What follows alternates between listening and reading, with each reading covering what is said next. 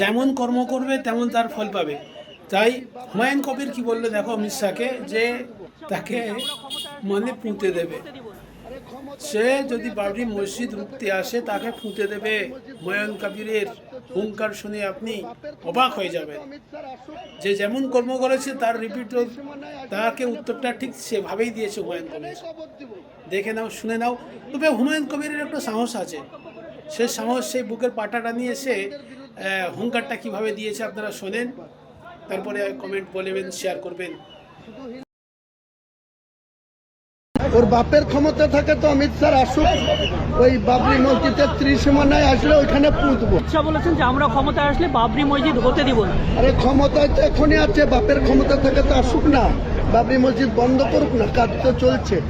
ওর বাপের ক্ষমতা থাকে তো অমিত স্যার আসুক, ওই বাবরি মসজিদের ত্রিসীমানায় আসলে ওইখানে পুঁতবো, ওইখানেই কবর দিব।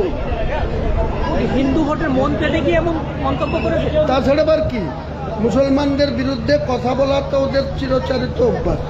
রাম মন্দির করেছে, শুধু হিন্দুদের একাট্টা করে মুসলমানদের বিরোধিতা করে অযোধ্যায় বাবরি মসজিদ ভেঙে রাম মন্দির করেছে।